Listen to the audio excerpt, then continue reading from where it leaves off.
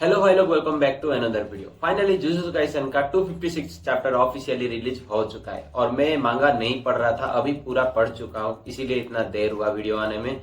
First panel में Gojo किसी को ब्लैक फ्लैश के बारे में बता रहा था। किसको बता रहा था पता नहीं है, बस ये फ्लैशबैक है। बस बता रहा था कि कैसे क्रिएट होता है और कौन कौन यूज कर सकता है। वो बताता है कि वो ब्लैक फ्लैश को यूज नहीं कर सकता है क्योंकि उसके पास 6 आई है। मतलब वो कंटिन्यूसली यूज नहीं कर पाता है, एक के बाद ऐसे ऐसे नहीं, वो यूज कर सकता है पर थोड़ी देर के बाद।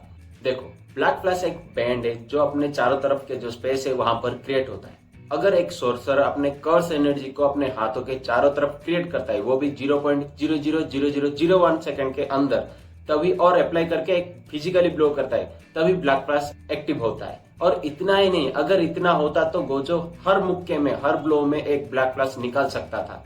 पर वो बताता है कि इतना ही नहीं, वो डिपेंड करता है कहीं और सिचुएशन के ऊपर। सोचो, अगर एक मुक्का मारते हो तो वहां पर 3 कर्स एनर्जी क्रिएट होता है। एक कर्स एनर्जी अपने हाथों के चारों तरफ घूम रहा होता है, दूसरा जो स्ट्राइक करता है, और तीसरा दोनों को जो मिलकर बियर करता है, मतलब जिसपे पड़ता है। और सिर्फ टाइमिंग ही नहीं है, जो ब्लैक फ्लैश क्रिएट होगा या नहीं होगा वो पता चलेगा। कुछ और भी हो सकता है, जैसे कि एनवायरमेंट हो, ओपोनेंट का बॉडी हो, खुद का बॉडी हो, और खुद का बॉडी टेम्परेचर हो। सुनने में हंसी आ रहा है पर ये सब भी हो सकता है या फिर नहीं भी।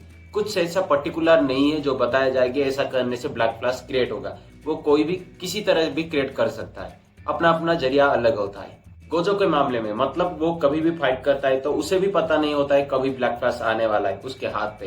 वो लकीली कभी कभी आ जाता है। पर नानामिकी के मामले में वो कंटिन्यूसली इस्तेमाल कर सकता है, मतलब गोजो से भी ज्यादा। टोटल में तो गोजो ही ज्यादा करता है पर नानामी कंटिन्यूसली कर सकता है। और गोजो का फाइट तो ज्यादा देर तक नहीं रहता, इसलिए उसे जरूरत भी नहीं पड़ता है। फिर करंट सीन पे पैनल आ जाता है जहां पर माकी, चोसो, यूजी इतादोरी, लारुई और मिगेल पांचों मिलकर सुकुना से लड़ रहे थे। ये नाइंसाफी नहीं है भाई, जैसी करनी वैसी ही भरनी। गोजो के साथ वो 3 होके मार रहे थे, 2 शिकिगामी और 1 सुकुना, तीनों मिलकर गोजो को पहन रहे थे। उसका ही फल है भाई, Karma never forget an address. वो घूम के तुम्हारे पास ही वापस आ गया। माकी सोच रहा है कि सुकुना 2 ब्लैक फ्लैश यूज कर चुका है खुद को मिला के, और दूसरा लारुई को जो पिछले चैप्टर में दे दिया था। वो मिगेल को भी पता चल चुका है कि सुकुना धीरे धीरे डेवलप हो रहा है, मतलब और भी ज्यादा ताकतवर।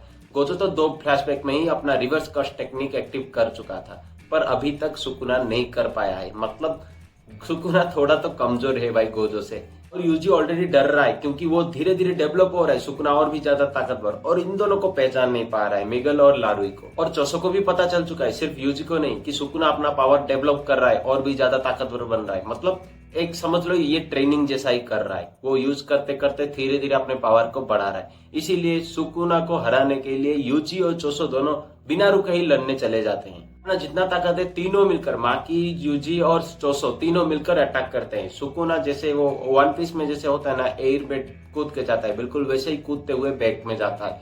और वो हैरान भी है क्योंकि चोसो कभी नहीं देखा था ऐसा टेक्निक। और इतने में सुकुना फिर से ब्लैक फ्लैश इस्तेमाल कर देता है माकी के ऊपर।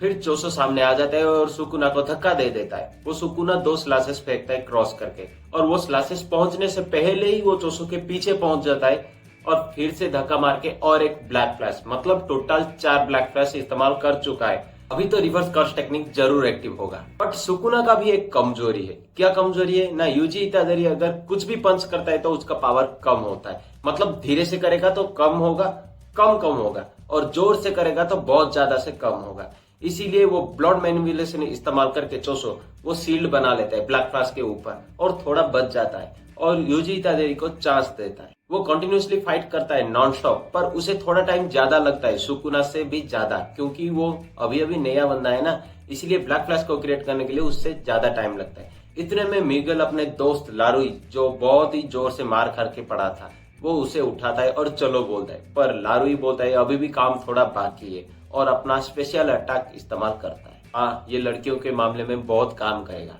शिबुया में ही पता चल चुका था माइटो को कि यूजी इतादोरी ब्लैक फ्लैश इस्तेमाल कर सकता है, और सेम फीलिंग अभी सुकुना को आ रहा है। सुकुना आराम से चाहेगा तो वो बच जाएगा, मतलब हट जाएगा उसी के रास्ते से यूजी इतादोरी के, क्योंकि वो स्लो है उसके सामने। बट वो हट नहीं पा रहा है और उसका नजर बदल जाता है लारुई के ऊपर। उसका एक स्पेशल टेक्निक है जो वो किसी को भी पकड़ लेता है, उसका सिर्फ बॉडी नहीं, उसका हार्ट को भी पकड़ लेता है। मतलब वो चाहे तो उसका नजर घुमा के मतलब किसी को प्यार हो जाएगा आराम से। और वो सुकुना का प्रॉब्लम बन गया। वो उसका फेस जो था वो लारू के ऊपर घूम गया, मतलब टोटल फोकस वहां पर चला गया। इतने में UG इतादोरी black flash directly chest पे मारता है और जो जोर से मारा वो देखने लायक ही था। और शायद यूजी इतादोरी अभी कंटिन्यूसली इस्तेमाल कर सकता है ब्लैक फ्लैश। सब सोच रहे हैं कि यूजी इतादोरी के मारने से सुकुना फिर से कमजोर पड़ जाएगा और वो रिवर्स कट टेक्निक इस्तेमाल नहीं कर पाएगा, एक्टिव नहीं कर पाएगा। पर उल्टा भी हो सकता है क्योंकि वो प्यार व्यार कुछ नहीं, वो धोखा ही बोल रहा था सुकुना। और फिर से लारुई वही चीज इस्तेमाल करके उसका फोकस हटा देता है। इतने में फायदा उठा लेता है यूजी इतादोरी, इसीलिए वो उसका ट्रिगर भी कर सकता है उसके पावर को और वो फिर से रिवर्स कट टेक्निक एक्टिवेट कर सकता है। अगर गोजो से नहीं लड़ता सुकुना तो कब का इन सबको मार के चला जाता, पर गोजो ने उसे बहुत कमजोर कर चुका था, इसलिए वो धीरे धीरे अपने पावर को पा रहा है, मतलब रीगेन कर रहा है। पर यूजी फाइट करते वक्त अपने नए ताकत को एवेक कर रहा है, मतलब बंदा स्ट्रॉन्ग बन रहा है। और ये भी याद रखना कि किसी ने तो बताया था सुकुना अभी भी फुल पोटेंशियल से नहीं लड़ रहा है और एक चीज अभी भी बाकी है, उसका है एक उंगली।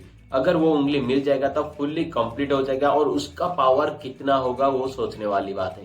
पर तब उसे हराएगा कौन? अब कुछ बोलेंगे कि उसका फिंगर नहीं मिलेगा, लास्ट फिंगर, और इतने में ही निपट जाएगा सुकुना। पर ऐसा नहीं करेंगे भाई राइटर, उसको पूरा पावर देंगे और फिर से शायद गोजो को ही लाएंगे मारने के लिए। अगर गोजो वापस नहीं आएगा फिर भी कोई बात नहीं, वो काफी पावर सुकुना का ड्रेन कर चुका है, मतलब अभी भी रिवर्स कट टेक्निक वो इस्तेमाल नहीं कर पा रहा है सुकुना। और ये था पूरा चैप्टर का ऑफिशियली और मैं एक्सप्लेन कर चुका हूँ। और आपको कैसा लगा कमेंट करके जरूर बताना और आगे क्या होने वाला है आपका थ्योरी भी कमेंट करना और कुछ भी क्वेश्चन हो वो भी बता देना, उस पर वीडियो जरूर आएगा।